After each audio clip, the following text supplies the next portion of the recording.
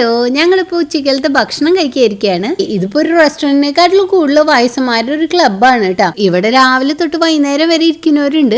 ഇവര് വരുമ്പോഴുണ്ടല്ലോ ഒരു കുഞ്ഞു ബാഗ്, അതിൽ വെള്ളവും കഴിക്കാനുള്ള സാധനങ്ങളൊക്കെ ആയിട്ടാണ് കേട്ടോ വരിക. ഇനിയിപ്പോ ഇവർക്ക് എക്സ്ട്രാ വേണമെങ്കിൽ ഇവിടുന്ന് മേടിക്കുകയും ചെയ്യും. ഇവരൊരു മെയിൻ എന്റർടൈൻമെന്റ് എന്ന് പറയുന്നുണ്ടല്ലോ, ഇവിടെ ഒരു വലിയ TV ഉണ്ട്.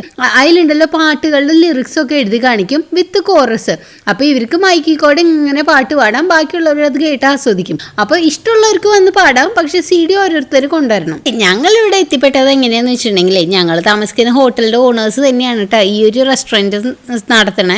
ഹോട്ടലിൽ ചെക്കിനൊക്കെ ചെയ്തിട്ട് ഉച്ചയ്ക്ക് ഭക്ഷണം തപ്പി പുറത്തേക്ക് ഇറങ്ങിയതാ. ചൈന ടൗൺ ആയതുകൊണ്ട് തന്നെ ഇവിടെ ഈ പരിസരത്തൊക്കെ കിട്ടുന്ന ഉറപ്പുണ്ടായിരുന്നു. അതുകൊണ്ടാണ് ഓൺലൈനായിട്ട് ഓർഡറും ചെയ്യാഞ്ഞത്. ഞങ്ങൾ താമസിക്കുന്ന ഹോട്ടലിന്റെ തൊട്ട് താഴെയായിട്ട് വരും കേട്ടോ ഈ ഒരു റെസ്റ്റോറന്റ്. പുറത്തേക്ക് ഇറങ്ങിയത് ഒരു സൈഡിൽ നിന്ന് മാത്രം ഭയങ്കര സൗണ്ട് വരുന്നത്. അങ്ങനെയാണ് കേട്ടോ ഞങ്ങൾ ഇവിടെ എത്തിപ്പെട്ടത്. കാര്യം ഇവര് പാടുന്ന പാട്ട് എന്നിട്ടാണെന്നൊന്നും ഞങ്ങൾക്ക് മനസ്സിലാവില്ല. പക്ഷെ അമ്മമ്മമാരും അച്ചാച്ചന്മാരും ഒക്കെ ഒരു ചെറിയ കൊഞ്ചലോട് കൂടിയിട്ട് ആ പാട്ടൊക്കെ പാടുമ്പോണ്ടല്ലോ ശരിക്കും നല്ല രസമുണ്ട് കേട്ടിരിക്കാനായിട്ട്. ഞങ്ങളൊരു അവക്കാഡോ ചോക്ലേറ്റ് ഷേക്കും പിന്നെ ഫ്രൈഡ് റൈസും ആണ് കേട്ടോ പറഞ്ഞത്. കഴിച്ചു കഴിഞ്ഞ് പുറത്തേക്ക് ഇറങ്ങിയപ്പോഴേക്കും മിക്കവാറും കടകളൊക്കെ അടയ്ക്കുന്ന ആ ഒരു സ്റ്റേജിലായിരുന്നു കേട്ടോ. ഞങ്ങൾ ഉച്ചക്കലത്തെ ലഞ്ച് കഴിക്കാൻ പോയത് ഈവനിങ് 4 മണി സമയത്താണ്. ഇവിടെ പിന്നെ വൈകിട്ട് ഒരു 5 മണിയൊക്കെ ആകുമ്പോഴേക്കും മിക്കവാറും എല്ലാ കടകളും പൂട്ടിക്കെട്ടിയിട്ടുണ്ടാവും. ഇന്നിപ്പോ ഞങ്ങൾ ഇവിടെ അടുത്തുള്ള ഒരു പള്ളി കാണാൻ പോവാണ് കേട്ടോ. സൗത്ത് ഏഷ്യയിലത്തെ ലാർജസ്റ്റും വർഷിപ്പ് കപ്പാസിറ്റി നോക്കിയിട്ടുണ്ടെങ്കിൽ വേൾഡിലത്തെ 9th ലാർജസ്റ്റ് മോസ്കും ആണ് കേട്ടോ. ജക്കാർത്തയിലത്തെ ഇസ്തിക്ലാൽ എന്ന് പറഞ്ഞ മോസ്ക്. ഒന്നാമത്തെ ട്രാഫിക് ബ്ലോക്ക്. പിന്നെ ഉള്ളതെന്ന് പറഞ്ഞിട്ടുണ്ടെങ്കിൽ ഫുട്പാത്തിലൊക്കെ കുഞ്ഞു കുഞ്ഞു കടകൾ ഉണ്ടായിരുന്നു.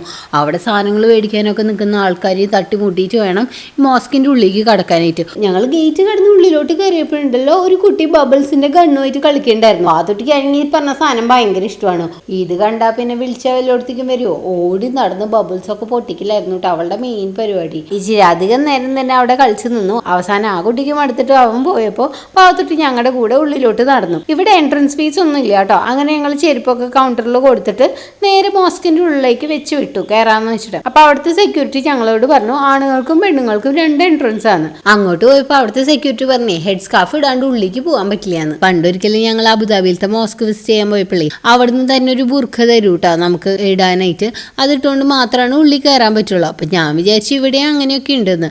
പക്ഷെ ഉണ്ടായിരുന്നില്ല. അതുകൊണ്ട് തന്നെ ഏട്ടൻ മാത്രം അകത്തേക്ക് കയറി. ഞാനും പാത്തുട്ടി ഏട്ടനെയും കാത്ത് പുറത്തു നിന്നു. ഈ മോസ്കിന്റെ തൊട്ട് ഓപ്പോസിറ്റ് ഇന്നേറ്റൊരു ചേർച്ചുണ്ട്. ഏട്ടൻ ഉള്ളിൽ കയറി എടുത്ത വീഡിയോസ് ഒക്കെ കണ്ടിട്ടുണ്ടല്ലോ. എനിക്ക് കൊതിയായി അവിടെയൊക്കെ നടന്ന് കാണാനായിട്ട്. എന്ത് ഭംഗിയിലാണ് ആ പ്രെയർ റൂമിന്റെ ഇന്റീരിയേഴ്സ് ഒക്കെ ചെയ്തേക്കുന്നത്. റെഡ് കാർപ്പറ്റും മുകളിലത്തെ സീലിങ്ങും ഓഫ്. കുറെ പേര് അവിടെ പ്രാർത്ഥിച്ചിരിക്കുന്നുണ്ടായിരുന്നു. അതുകൊണ്ട് തന്നെ ആ പ്രൈവസി മാനിച്ചുകൊണ്ട് അധികം വീഡിയോസ് ഒന്നും എടുത്തില്ല കേട്ടോ. ഏട്ടനൊരു വഴിക്കോടി ഞാൻ വേറൊരു വഴിക്കോടി മോസ്കിന്റെ ഉള്ളിൽ കയറിയിരുന്നെങ്കിൽ ശരിക്കും എനിക്ക് വഴി തെറ്റിപ്പോയേനെ. വലിയൊരു ഏരിയ ആണ് കേട്ടോ ഇതിൻ്റെ ഉള്ളിൽ. എല്ലാം കണ്ടു കഴിഞ്ഞ് ചെരുപ്പൊക്കെ മേടിച്ച് പുറത്തേക്ക് ഇറങ്ങുമ്പോഴാണ് പാത്തുട്ടിയുടെ കണ്ണിലെ കുറച്ച് കളിപ്പാട്ടങ്ങളൊക്കെ പെട്ടത്. അവിടെ നിന്ന് വാശി പിടിച്ചുകൊണ്ട് തന്നെ പുറത്തേക്ക് എടുത്തുകൊണ്ട് പോരേണ്ടി വന്നു. അപ്പോഴുണ്ടോ ജോക്കറിന്റെ വേഷം കെട്ടിയിട്ട് ഒരു പെൺകുട്ടി കയ്യിലൊരു കുഞ്ഞു ബക്കറ്റൊക്കെ ആയിട്ട് ആൾക്കാരിൽ നിന്ന് കാശ് പിരിക്കുന്നു. ഇതിപ്പോ 2ാമത്തെ പ്രാവശ്യമാണ് കേട്ടോ. കഴിഞ്ഞ പ്രാവശ്യം ഫുൾ ബോഡി സിൽവർ പെയിന്റ് അടിച്ച ഒരാളെയാണ് ഞങ്ങൾ കണ്ടത് ഇങ്ങനെ ഭിക്ഷ യാചിക്കുന്നത്. ഇതിപ്പോ ഇങ്ങനെ. നെക്സ്റ്റ് ഞങ്ങൾ റോഡിന്റെ ഓപ്പോസിറ്റ് നിൽക്കുന്ന ചേച്ചിയാണ് കേട്ടോ പോയത്. എൻട്രൻസിന്റെ അവിടെയുള്ള സ്റ്റാൻഡിലുണ്ടല്ലോ സാനിറ്റൈസറുമായിട്ട് ഒരു സംഭവം വെച്ചിട്ടുണ്ടായിരുന്നു. ഏട്ടനും ഭാഗത്തും ഇത് കണ്ട ഭാഗത്ത് തന്നെ ഓടി ചെന്നിട്ട് കൈമളാക്കിയിട്ട് തിരുമിയിട്ട് ഒന്ന് മണത്ത് നോക്കി. എന്നിട്ട് എന്നെ നോക്കി പറഞ്ഞു പക്ഷേ ഈ സാനിറ്റൈസറിന് അത്ര മണമൊന്നുമില്ലെന്ന്. ഇത് ഹോളി വാട്ടർ ആണ് ഏട്ടാ, ആ ബോർഡ് ഒന്ന് വായിച്ചെന്നായിരുന്നു എന്റെ മറുപടി. വായും പൊളിച്ചിരിക്കണ ഏട്ടന്റെ അടുത്തേക്ക് ഞാൻ കുറച്ച് വെള്ളമായിട്ട് ചെന്നിട്ട് 2 പേരുടെ നിറയിലും കുറച്ചൊന്ന് ഇറ്റിച്ചു കൊടുത്തു കേട്ടോ. എന്നിട്ട് ഞങ്ങൾ ആ ചേപ്പലിന്റെ ഉള്ളിലോട്ട് കയറി കുറച്ചു നേരം പ്രാർത്ഥിച്ചതിന് ശേഷം മാതാവിന് തിരിയൊക്കെ വെച്ചിട്ട് പുറത്തേക്ക് കിടന്നു. ഇരുട്ടും തോറും തിരക്ക് കൂടിക്കൂടി വരായിരുന്നു. റോഡ് ക്രോസ് ചെയ്തുകൊണ്ടിരിക്കുമ്പോൾ ഞങ്ങൾ ചിന്തിച്ചത് മൊത്തം ഉണ്ടല്ലോ ഇനിയിപ്പോൾ ഗ്രാബിൽ ടാക്സി ബുക്ക് ചെയ്തിട്ടുണ്ടെങ്കിൽ അതിപ്പോൾ ഇവിടെ വന്നിട്ട് എവിടെയാണോ നിർത്തുക എന്നാണ്. കറക്റ്റ് പിക്കപ്പ് ലൊക്കേഷൻ കൊടുക്കണേ. അവിടെ തന്നെ നമ്മൾ നിന്നില്ലെങ്കിലല്ലോ ടാക്സിയുടെ പാട്ടിന് പോകും. അതാണ് ഗ്രാബിന്റെ ചെറിയൊരു കുഴപ്പം ഞങ്ങൾ കണ്ടത്. ഇതിപ്പോ ആപ്പിൽ ടാക്സി എടുക്കാറായിന്ന് അറിയുമ്പോൾ തന്നെ ഏട്ടൻ റോട്ടിലേക്ക് ഓടിപ്പോയിട്ട് തിരുവാതിരക്കളിയാണ് കേട്ടാ. ഇപ്രാവശ്യം ആപ്പിൽ നോക്കിയപ്പോൾ ഉണ്ടല്ലോ ടാക്സി എത്താനായിട്ട് കുറച്ച് നേരം എടുക്കും. അതുകൊണ്ട് ആ ഗ്രാപ്പിൽ ഞങ്ങൾ ഓരോ കരിക്ക് വെള്ളം കുടിക്കാന്ന് വെച്ചു. കടയിൽ പോയിട്ട് ഓർഡർ ചെയ്തതും ആള് ചോദിച്ചു ഓൾറെഡി എടുത്തു വെച്ച വെള്ളം തന്നാൽ മതിയെന്ന്. അപ്പൊ ഞങ്ങൾ പറഞ്ഞു അത് മതിന്ന്. അങ്ങനെ ഒരു ഗ്ലാസ്സിലെ ആള് കുറച്ച് തണുപ്പിച്ച കരിക്കിന്റെ കാമ്പിട്ടു, അതിന്റെ മുകളിൽ കരിക്കിന്റെ വെള്ളം ഒഴിച്ചു, അത് കഴിഞ്ഞിട്ട് മിൽക്ക് മെയ്ഡ് ഒഴിച്ചിട്ട് നന്നായിട്ട് അങ്ങോട്ട് മിക്സ് ചെയ്ത് ഞങ്ങൾക്ക് തന്നു. ഇതിന്റെയൊക്കെ കൂട്ടത്തിൽ ഒരു ചെമ്മട് ഐസ് ഇടാൻ പോയതാണ്. അപ്പോഴേ ഞങ്ങൾ പറഞ്ഞു വേണ്ട, തൊണ്ടയ്ക്ക് താങ്ങാനുള്ള കെൽപ്പില്ലാന്ന്. അങ്ങനെയാണ് കേട്ടോ അത് അവോയ്ഡ് ചെയ്തത്. ഐസ് എന്ന് പറഞ്ഞിട്ടുണ്ടെങ്കിൽ ഇവരുടെ ജ്യൂസിൽ ഒരു ഇന്റഗ്രൽ പാർട്ട് തന്നെയാണ്. അതങ്ങോട്ട് ഒരു കൂമ്പാരം പോലെ കൂടിയിട്ടില്ലെങ്കിൽ ഇവർക്കൊരു സമാധാനം ഇല്ല കേട്ടോ. അപ്പം അത് നമ്മൾ കാണുമ്പോൾ തന്നെ വേണ്ടാന്ന് പറയണം, അല്ലെങ്കിൽ ആ ജ്യൂസ് കുടിച്ച് കഴിയുമ്പോഴേക്കുണ്ടല്ലോ തൊണ്ടയുടെ കാര്യം ഏതാണ്ട് തീരുമാനമാവും. ഇപ്പം ഈ കാണുന്നത് പാത്തിട്ട് ഓടി നടക്കുന്നതല്ല കേട്ടോ, അവളുടെ ഡാൻസ് ആണ്. ഞങ്ങൾ തിരിച്ച് ചൈന ടൗണിൽ എത്തിയപ്പോഴുണ്ടല്ലോ ഭയങ്കര പാട്ടും കൂത്തും ബഹളവും ഒക്കെ. അങ്ങനെ അവിടെ എന്താ സംഗതി എന്ന് പോയി നോക്കാൻ പോയതാണ്. സ്റ്റേജിലാണെങ്കിൽ ഒരാൾ പാടുന്നുണ്ട്, ആളുടെ ബാക്കിലാണെങ്കിൽ കുറേ പേര് ഇൻസ്ട്രുമെന്റ്സ് വായിക്കുന്നുണ്ട്. ഇതൊക്കെ കേട്ടുകൊണ്ട് കുറേ ആൾക്കാർ ഡാൻസ് ചെയ്യുന്നുണ്ട്. കൂട്ടത്തിൽ നമ്മുടെ പാത്തുട്ടിയും. അവൾ മുന്നിൽ പോയി ഡാൻസ് കളിക്കില്ല, ഒരു സൈഡിൽ നിന്നിട്ട് ഗംഭീര കളിയായിരുന്നു. ഇതിപ്പോൾ എന്തിട്ട് മനസ്സിലായിട്ടാണ് അവൾ കിടന്ന് തുള്ളണേ.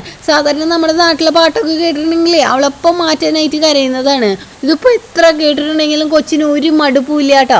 കറങ്ങിയൊക്കെ കഴിഞ്ഞ് ഒന്ന് റെസ്റ്റ് എടുക്കാന്ന് വിചാരിച്ചതാണ്. അവള് സമ്മതിക്കൂല, ചെവി പൊട്ടുന്ന മ്യൂസിക് ആയിരുന്നു. എനിക്ക് അവിടുന്ന് പോകാനെന്നൊക്കെ ഉണ്ടായിരുന്നു, പക്ഷെ എവിടെ നിന്ന് പോരുന്നു. അവര് പാട്ടുകളൊക്കെ അവസാനിപ്പിക്കുന്നവരെ പാത്തു അവിടെ നിന്ന് കളിച്ചു. ഒരു കടയുടെ മുന്നിൽ നിന്നായിരുന്നു പാത്തുട്ടി ഡാൻസ് ഒക്കെ. അപ്പൊ ഞാൻ അവിടെ നിന്ന് തന്നെ രാത്രിക്കുള്ള ഭക്ഷണം പറഞ്ഞു, ഫ്രൈഡ് റൈസും പിന്നെ റെഗാലിന്റെ ഷേക്കും. റെഗാൽ എന്ന് പറയുന്നത് ബിസ്ക്കറ്റ് ആണ്. ഇന്തോനേഷ്യയിൽ വന്നിട്ടുണ്ടെങ്കിൽ നിങ്ങൾ എന്തായാലും മസ്റ്റ് ട്രൈ ചെയ്യേണ്ട ഒരു ബിസ്ക്കറ്റ് ആണ് കേട്ടോ. ഇത് ഭയങ്കര ടേസ്റ്റ് ആണ്. ഹോട്ടലിവിടെ അടുത്തായിരുന്നെങ്കിലും ഡാൻസ് ഒക്കെ കഴിഞ്ഞിട്ട് ഞങ്ങൾ എത്തിയപ്പോൾ പാതിരാത്രി. പാത്തുട്ടീനെ വിളിച്ചിട്ട് വരണ്ടേ. പാട്ട് അപ്പോഴും കഴിഞ്ഞിട്ടുണ്ടായിരുന്നില്ല കേട്ടോ. എനിക്ക് തോന്നിയ വെളുപ്പിന് വരെ ഉണ്ടാവുന്നതാണ്. അപ്പൊ ശരി, ഇന്നത്തെ വിശേഷങ്ങൾ ഇത്രയുള്ളൂ. ഇനി അടുത്ത വീഡിയോയിൽ കാണാം കേട്ടോ. ബൈ.